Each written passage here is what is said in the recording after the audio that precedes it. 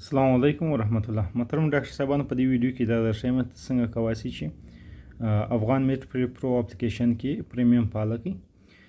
که چیرې تاسو پریمیم سبسکرپشن ونه لرئ نو د اپلیکیشن ځینې محتوا هغه به لاک کړي ستاسو دپاره. مثلا لکه د فارماکولوژي دغه برخه چې بنده ده دا یوازې په پریمیم سره فعالیږي.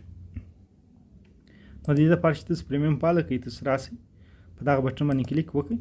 په دا ځای کې تاسو ته د پریمیم اړوند ټوله معلومات درکول کېږي چې پریمیم څه ګټه لري، که محتوا خلاصېږي او څنګه یې فعاله کړي. د پریمیم د فعاله کولو لپاره تاسو باید موږ سره د دغه درو ادرسو د لارې تماس ونیسئ.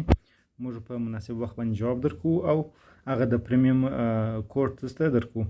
د پریمیم د سبسکرپشنونه چې دي په درې ډوله دي. 6 میاشتنی هم شته، یو کلنی او لایف ټایم هم شته. هر یو ځان ته جلا قیمت لري. نو تاسو کولی شئ موږ څخه کوډ واخلئ. موږ چې کله کوډ درکړو تاسو هغه کوډ دلته ورته داخل کړئ. نو دلته چې کله کوډ داخل کړئ په دې سره بیا تاسو ته پریمیم پالیسي. اوس مثلا زه یو کوډ ور داخلوم. د کوډ د داخلولو په وخت کې باید د غټو او کوچني تورو ترمنځ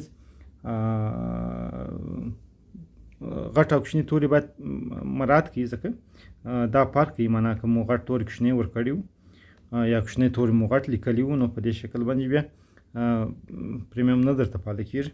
مثلا زه دلته دا کوډ ورکوم، دا کوډ مې ورته داخل کړي.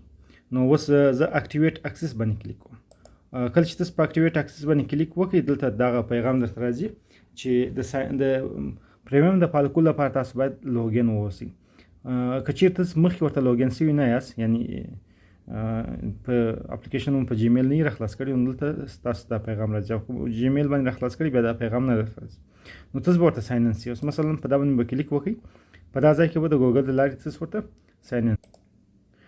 ما خپل ګوګل اکاونټ ورکړئ. نو اوس به دا دی اپلیکیشن راخلاصېږي. اوس به بیا دلته تاسو برته راسئ او هغه کوډ به د سره ورکړئ. ښه خبر دا ده چې د مخکې چې تاسو دا کوډ ځای ته راسئ تاسو ورته ساین ان شئ. که نه یاست ساین ان شوي، دلته هم پوښتنه څخه کېږي. زه به کوډ بیا ځلې ورکړم. ما کوډ ورته داخل کړي. اوس په اکټیویټ باندې کلیک کوم. نو په دې سره باید ماته پریمیم فعاله شي. نو کله چې پریمیم فعاله شي تاسو به په هوم سکرین کې دا تغیرات ووینئ. ګورئ هوم سکرین مو تغییر وکړئ او تاسو ته پریمیم په ځای کې اکټیویټ نشته دی. که چېرې تاسو په دا ځای باندې کلیک کوئ نو برته به تاسو ته لیکل کېږي چې پریمیم فعاله. همدارنګه که چې زه اوس فارماکولوژي برخه راخلاص کړم، نو دا برخه اوس خلاصه ده. د هغسې دې ته ورته چې نور کوم محتوا بنده ده هغه ټوله به تاسو ته په پریمیم سره خلاص شي.